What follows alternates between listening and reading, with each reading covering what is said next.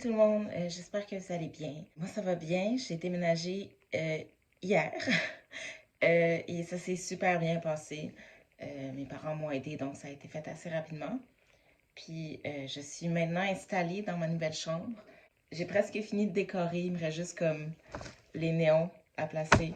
Mais comme j'atteins pas le plafond, même quand je suis debout sur une chaise, fait que ça va attendre. Euh, mais ouais, non, sinon, c'est ça, je suis toute bien installée. Les chats commencent à s'habituer à moi. Il y a deux chats dans l'appart, puis ça me fait énormément plaisir. Ça fait longtemps que, en fait, j'ai toujours voulu un chat, mais comme, là maintenant j'habite avec des chats, puis comme, hier soir, ils sont venus se coucher au pied de mon lit, puis ils sont venus se coller, puis tout, puis il y en a un qui est super méfiant, mais comme j'ai commencé à avoir un lien avec, pareil, puis en tout cas, ça va bien, je suis heureuse, il y a des chats, tout va bien.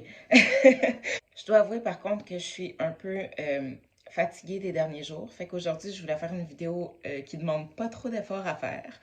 Euh, ben, ça va être une story time. Je vais vous raconter mon coming out en tant que personne non binaire. Euh, Vous aviez bien réagi à ma première vidéo où je parlais de mon premier coming out. Donc, c'est une suite logique des choses. Puis, ça s'inscrit encore dans les quelques trucs que je vous raconte avant ma chirurgie parce que je trouve ça important. Donc, ça va arriver souvent que les personnes trans vont dire ouais, moi j'ai toujours su euh, que j'étais trans. Ben, sans avoir les mots nécessairement pour le dire, mais comme dès ma jeune enfance, il y avait beaucoup de signes avant-coureurs et tout. Euh, Moi, c'est moins le cas. Puis encore une fois, c'est pas toutes les personnes trans qui vont avoir cette expérience-là. C'est juste l'expérience qui est généralement projetée dans les médias. Euh, Comme quoi, c'est vraiment quelque chose de viscéral que tout le monde va savoir comme intrinsèquement assez tôt. Alors qu'il y a plusieurs personnes trans qui vont le découvrir plus tard dans leur vie. Il y en a même qui transitionnent comme dans la cinquantaine, dans la soixantaine. Euh, donc oui, c'est pas une expérience universelle. Moi, je savais pas quand j'étais enfant, mais il y a eu quand même quelques signes avant-coureurs. Puis ben, je vais vous parler un peu de comment j'étais enfant, juste pour comme vous mettre en contexte, là. J'ai pas vraiment vécu de dysphorie dans mon enfance euh, par rapport à mon genre. Il n'y avait pas de détresse reliée à ça ou quoi que ce soit. Euh, En tout cas, pas avant la puberté. Euh, Puis bon, ben, quand j'avais 10 ans, ma mère a eu le cancer du sein. Puis je me rappelle clairement, parce qu'il fallait qu'elle se fasse enlever les seins. Euh, Puis il y avait comme l'option de mettre des implants ou pas. Moi, je me rappelle être vraiment comme, mais pourquoi faire une autre opération pour avoir comme ces deux bosses-là qui servent à rien? Genre, pourquoi? Genre, ça sert à quoi? En tout cas, moi, si j'avais le choix, je le ferais pas. Puis, je me rappelle aussi comme, tu sais, j'ai vu que le cancer était une chose très souffrante et tout, mais je me rappelle avoir eu un petit peu de jalousie au niveau de, justement, du choix de pouvoir enlever ses seins. Ben, c'était pas un choix pour ma mère, mais comme, je me rappelle m'être dit comme, ah, tu sais, c'est pas cool le cancer, mais des fois, j'aimerais ça l'avoir, le cancer du sein, pour pouvoir, comme, avoir le choix des enlever, tu sais. Turns out, t'as le choix des enlever sans nécessairement avoir une maladie fucking grave, ce qui est magnifique. Mais bon, c'est des pensées que j'ai eues quand j'étais kid qui sont quand même un bon signe avant-coureur, là. J'aimais pas ma poitrine. Euh, bon, encore là, j'ai jamais eu une grosse poitrine, mais genre, je me rappelle porter vraiment des brassières de sport non-stop pour essayer de compresser un peu, là. Et là, entre en scène la puberté. Waouh! C'est jamais une période le fun pour personne. Il y a personne qui est genre. Ben, pas personne, là, mais comme. Généralement, c'est pas une période cool de ta vie, puis comme il y a plein de choses pas le fun qui se passent avec ton corps et tout, mais je me rappelle que ça me causait particulièrement plus de détresse. Les autres filles étaient contentes de voir comme leur sein pousser, leur forme. C'est comme une joie d'avoir ses règles. Moi, j'haïssais vraiment ça. Mais je veux dire, encore là, je dis c'est une joie d'avoir ses règles, genre ses premières règles, mais comme encore une fois, personne aime ça, être menstrué, mais comme moi, ça me causait vraiment un inconfort par rapport à comme, genre, je me sentais pas, pas dans mon corps quand ça se passait. Euh, comme ça devait pas arriver, comme, mais ça arrivait pareil. Euh, Puis bon, tous mes attributs féminins, mes seins, j'étais vraiment très, très, très dysphorique par rapport à ça, mais j'avais pas les mots pour mettre dessus. Puis il y avait aussi de la dysmorphie corporelle qui est entrée en compte aussi. Et tout ça fait en sorte que, bon, ça a été un gros facteur dans mon trouble alimentaire. Euh, En mangeant moins, j'avais moins de seins, j'ai arrêté d'avoir mes règles. C'était magnifique. Euh, J'avais un corps un peu plus, tu sais, avec moins de courbes et tout. Donc oui, je pense que ça a été un gros facteur quand même dans mon trouble alimentaire. Mais bon, j'avais pas les mots pour mettre dessus à l'époque. Mais bon, j'ai visiblement les changements que mon corps subissait à la puberté, c'était pas winner pour moi. J'essayais vraiment beaucoup mon corps. Encore une fois, c'est difficile de séparer qu'est-ce qui était de la dysmorphie puis comme qu'est-ce qui était comme de la dysphorie de genre. Euh, C'était difficile de séparer les deux. Euh, mais bon, j'aimais vraiment pas mon corps, puis bon, il y a des comportements auto-mutilatoires qui sont venus avec aussi parce que, bon, ça venait un peu avec. J'avais pas de problème à porter des vêtements féminins ou des vêtements masculins. J'avais pas nécessairement de préférence. Mais je me forçais pas pour être hyper féminine, disons. Là. J'ai jamais été la personne très portée sur le maquillage. Euh, Sauf sur l'eyeliner. J'aimais vraiment beaucoup le eyeliner. Mais bon. Puis je me rappelle, au début secondaire, comme les filles roulaient leur jupe et tout. Puis je me suis déjà fait poser la question, pourquoi tu roules pas ta jupe? Genre, tu sais, ça attire les gars et tout. Puis j'étais comme, je m'en calisse. Euh, je sais pas, j'ai jamais vraiment comme hyper attirée envers un style hyper féminin. Euh, mais j'étais pas 100% tomboy non plus. Euh, donc voilà, j'étais juste pas tant connectée à ma féminité en général. Vers secondaire 4 5 plus 5 secondaire 5 j'ai fait mon coming out en tant que lesbienne. C'est mon entrée dans la communauté queer. Euh, Puis ben ça, je sentais que c'était la bonne chose parce que bon, je connaissais pas nécessairement c'est quoi non plus l'identité de genre. Puis comme, encore une fois, puis encore aujourd'hui, pour une connexion romantique, c'est vraiment plus avec des personnes féminines que je connecte ou des filles. Donc, euh, ouais, ça sonnait comme la bonne chose, mais il n'y avait pas de questionnement sur mon identité de genre nécessairement à cette époque-là. En 2017, à peu près, je dirais, là, mon voisin a fait son coming out comme étant un gars trans. Euh, Puis bon, on n'était pas hyper proches, mais comme j'ai quand même suivi un peu son parcours, puis comme je connectais vraiment avec ce qui se passait, puis euh, il a commencé sur les hormones, il a eu sa chirurgie, puis euh, j'étais comme un peu jaloux de ça. Pas jaloux, mais comme je connectais vraiment, puis j'étais comme, j'aimerais ça. J'aimerais ça, mais en même temps, je savais que j'étais pas un homme, je me sentais pas homme. Fait que j'étais comme, mais ça se peut pas que je sois trans. Parce qu'encore là, encore une fois, je connaissais juste les personnes trans binaires. Donc, je savais que comme un homme pouvait devenir une femme pouvait devenir un homme. Je savais pas qu'il y avait une possibilité d'entre deux. Fait que je connectais avec comme beaucoup des réalités que lui vivait.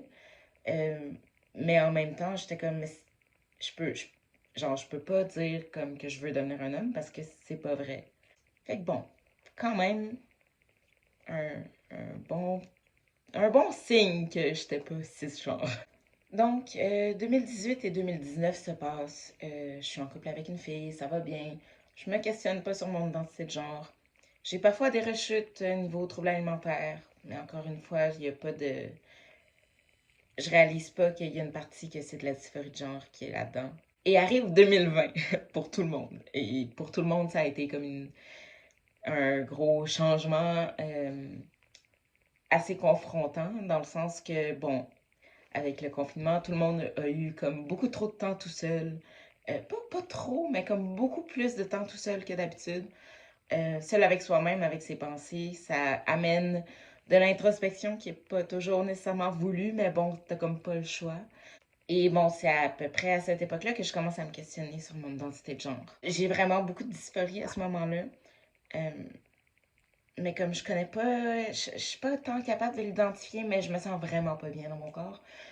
Euh, J'essaye d'engourdir ça. Encore une fois, il y a d'autres facteurs qui rentrent là-dedans, mais bon, je me suis tournée vers l'alcool pour ça. Mais c'est ça, il y avait d'autres facteurs aussi, mais entre autres, pour essayer d'oublier que je me sentais pas bien dans mon corps. Je passe beaucoup de temps sur Internet, comme tout le monde, parce qu'il n'y a rien d'autre à faire. Et je découvre des YouTubeurs et des TikTokers qui sont non-binaires. Parce que, encore une fois, je connaissais les personnes trans-binaires. J'en suivais sur les réseaux sociaux et tout. J'en connaissais dans la vraie vie. Mais je connaissais pas de personnes non-binaires. Euh, Ça a été mon premier contact avec le concept que c'est possible d'exister en dehors de la binarité des genres. Donc oui, j'ai découvert entre autres la chaîne de Ash Hardell, qui est un créateur ou une créatrice non-binaire euh, qui utilise les pronoms neutres, donc, mais c'est en anglais, donc they, them, euh, qui a eu une chirurgie, une mastectomie, mais qui prend pas d'hormones. Donc ouais, c'est qui existe en dehors de la binarité des genres. Puis j'ai comme c'est ça, j'ai découvert son contenu, puis j'étais comme wow, ok. Puis ça m'a informé un peu sur cette réalité-là. Puis je connectais vraiment avec ça. Fait que j'ai commencé à faire plus de recherches là-dessus. Et ce qui a mené à moi qui commande mon premier binder. Donc c'est ça, je commande mon premier binder. C'est un binder, c'est une camisole. Là. On voit pas, j'ai comme une manche là. Une camisole comme ça de compression. Bon, la première fois que je l'ai mis, je me suis vraiment sentie bien. Puis j'étais comme, oh my god, c'est ça que je veux. Je me sens bien avec mon corps, avec comment mes vêtements ont l'air sur mon corps. Je me sens bien. Mais je le portais seulement comme quand j'étais toute seule chez moi. On dirait que j'avais un peu, pas de honte, mais comme dans ma tête, c'était encore très tabou. Puis je m'affirmais pas encore assez pour le porter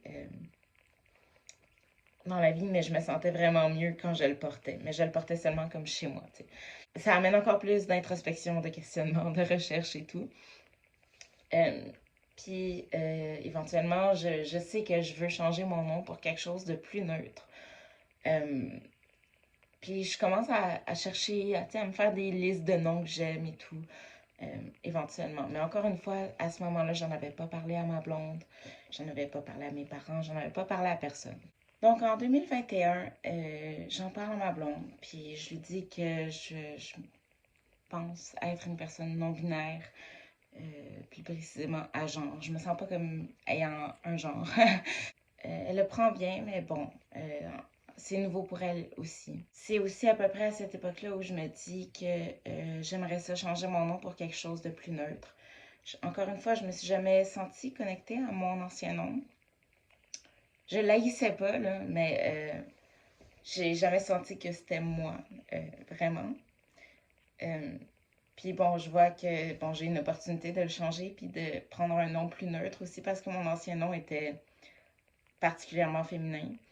Euh, oui, je commence à me questionner là-dessus puis à me faire des listes de noms que j'aime pour voir comme qu'est-ce qui pourrait résonner avec moi. J'en ai pas encore trouvé un. Et bien, c'est drôle parce que quand je dis mon nom maintenant aux gens, ils sont comme ah, comment tu l'as choisi? Qu'est-ce que ça veut dire? Puis comme j'ai pas fait des recherches très poussées sur comme la signification, la métaphysique derrière l'histoire, tout. Non, non, non, non, non.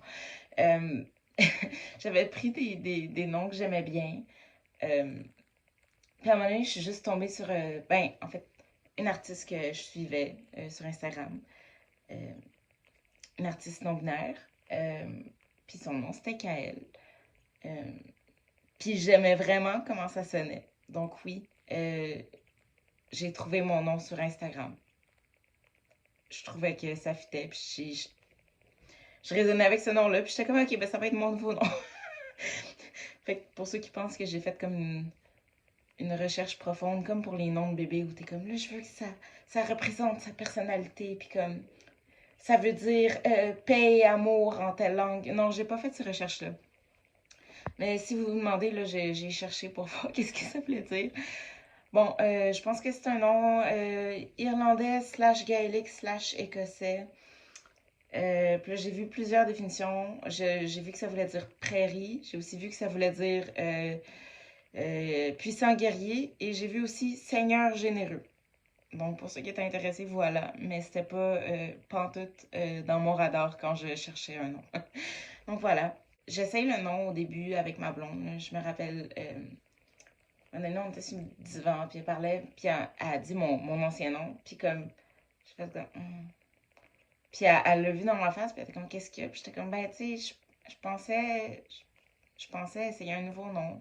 Puis elle était comme, ok, à quoi t'as pensé? Puis je lui ai dit, ben, je pensais qu'à elle. Puis elle était comme, ok, ben, on va essayer ça. Fait qu'à la maison, à l'appart, à la maison, pas dans ce statut financier, non.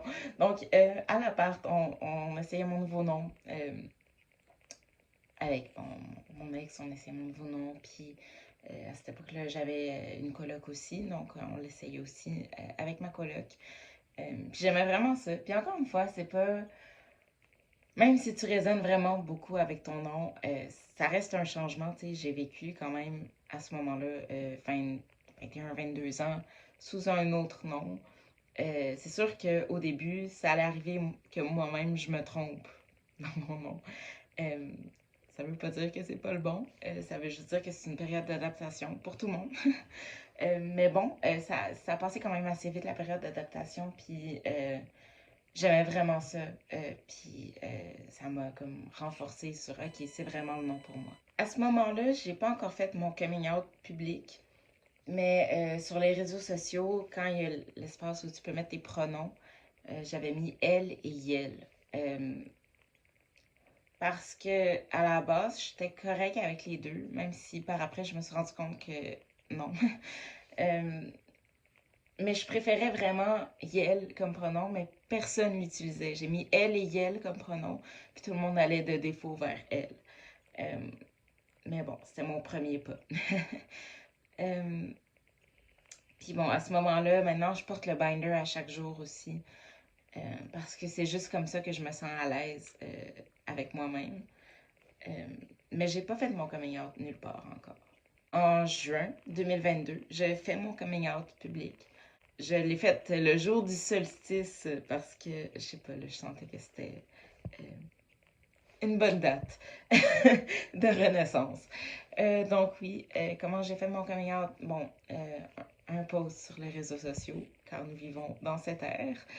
Euh, pour mes parents, c'était vraiment plus ça qui me stressait, pas parce que je pensais qu'il allait me renier et me kick out de la famille, c'était pas ça pantoute.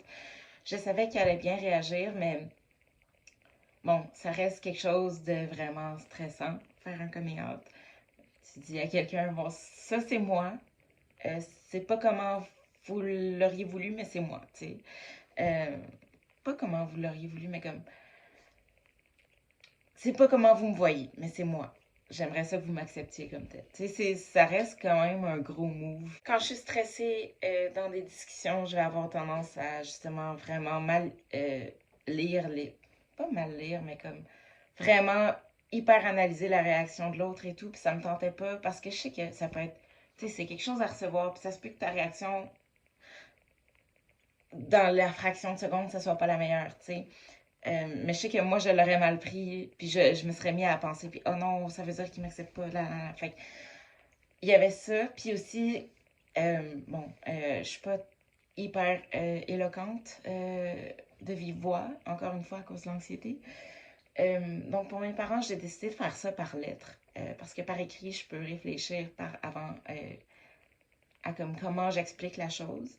Euh, c'est ça, prendre le temps de l'expliquer, puis aussi leur laisser le temps quand ils reçoivent la lettre, bon, d'avoir leur réaction de leur côté.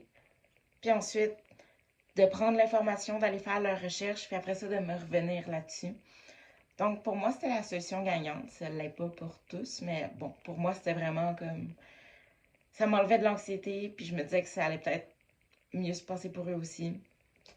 Donc, ça s'est super bien passé. Ils m'ont rappelé, puis ils étaient comme, on est super acceptant là-dessus. C'est sûr qu'on a quelques questions, mais euh, rien, rien de. Pas de réaction négative du tout. Là. Puis bon, à la job, bon, mes responsables à ce moment-là l'ont vu quand je l'ai fait sur les réseaux sociaux. Euh, Puis tout de suite, ça, je suis vraiment reconnaissant là-dessus. Euh, je sais que c'est pas tout le monde dans la pharmacie qui aurait eu nécessairement une bonne réaction. Euh, dans les supérieurs et tout, mais en tout cas, j'ai eu une de mes supérieures qui, à ce moment-là, le lendemain, quand je suis rentrée à la job, tu sais, mon nom était écrit sur mes cartes et tout, puis elle a tout changé partout. Ça a été vraiment aidant là-dessus, puis comme le mot s'est passé dans l'équipe, puis j'ai pas eu de réaction négative du tout. Ça reste que je me fais encore mégenrer beaucoup à la job, mais comme par pas par mauvaise foi ou quoi que ce soit. Puis aussi, j'ai de la misère à reprendre les gens là-dessus, là, quand ça se passe. Mais en général, ça a été vraiment très acceptant comme réaction. Puis, bon, le changement de nom officieux là, qui s'est fait, ça a vraiment aidé, là, parce que, bon, on a changé mon name tag et tout. Puis, euh, je suis vraiment contente de comment ça s'est passé à la job. Là, je fais une parenthèse hors de la timeline que je suis en train de vous raconter, mais comme, bon, pour les réactions à mon coming out, puis comment ça se passe, euh, c'est ça, à la job, ça se passe quand même assez bien. Euh, Tout le monde utilise mon nom, mais surtout que ça fait comme 1 an là, que j'ai changé de nom, fait que ça se passe bien. C'est sûr que les pronoms, c'est plus difficile, tu sais, je porte une petite pin avec pronom Yel. Juste, honnêtement, pour le rappeler au monde, parce que je sais que c'est pas inné. J'ai quelques collègues qui utilisent le bon pronom. Euh, Sinon, pas vraiment, là, je me fais encore vraiment appeler elle et tout.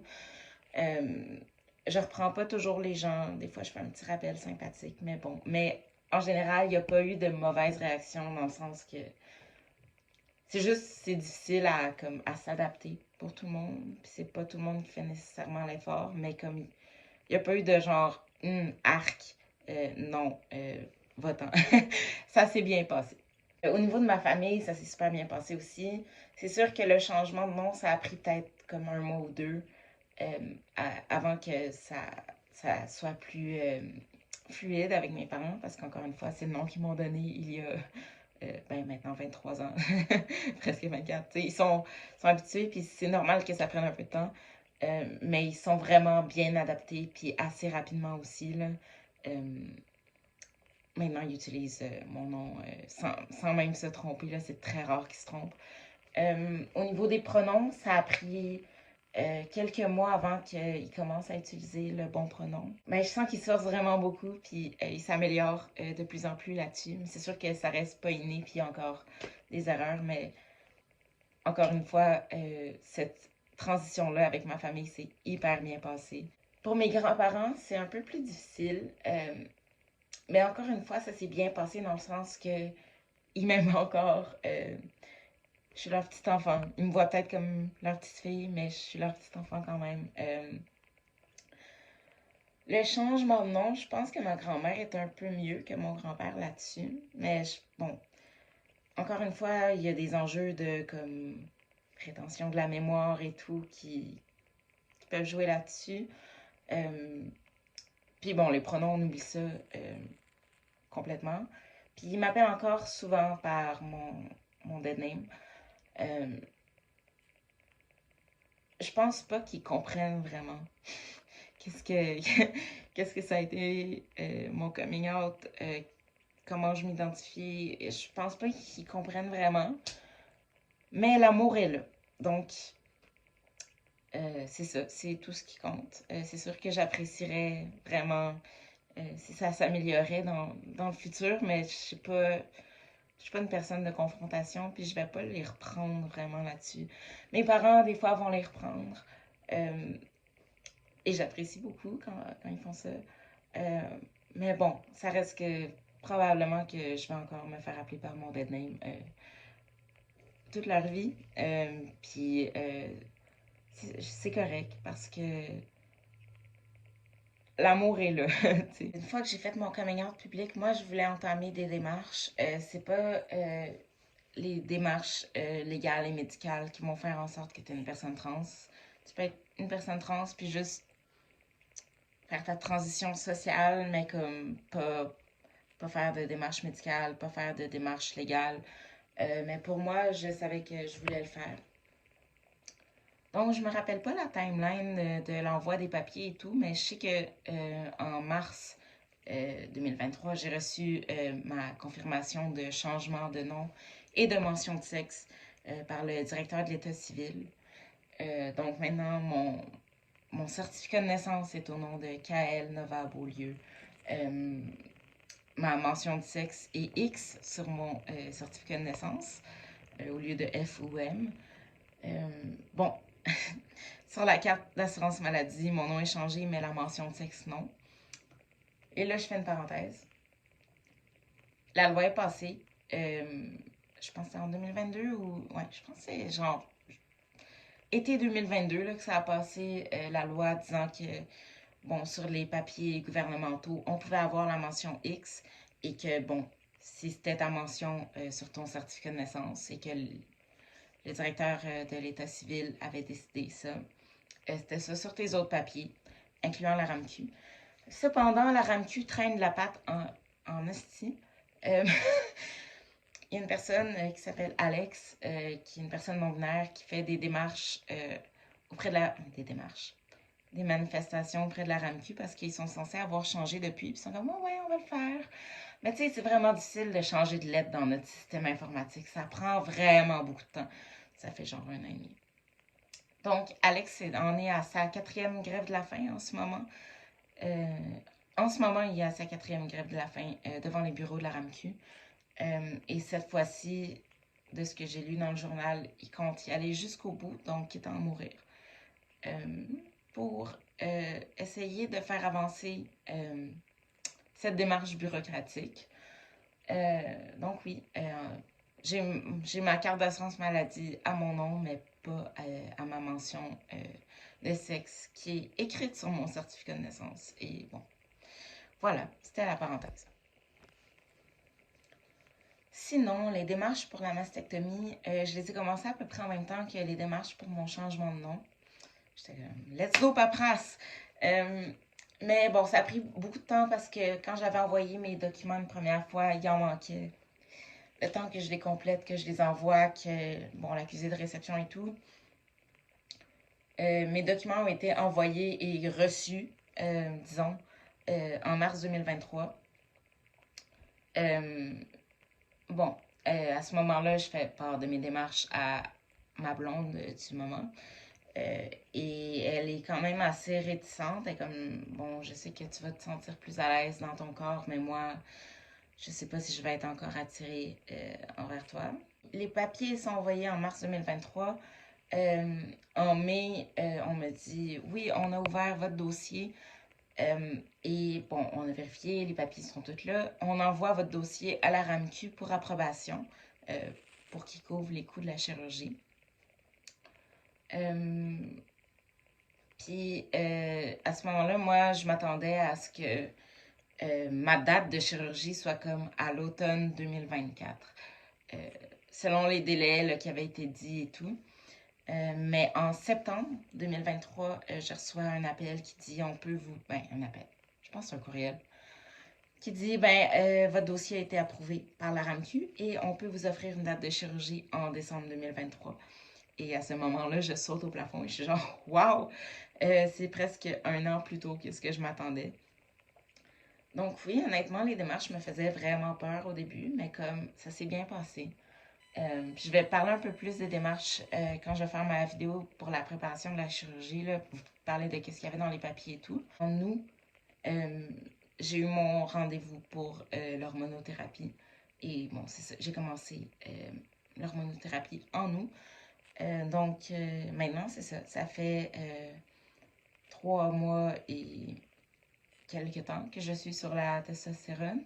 C'est ça pour la vidéo d'aujourd'hui. J'espère que vous avez apprécié.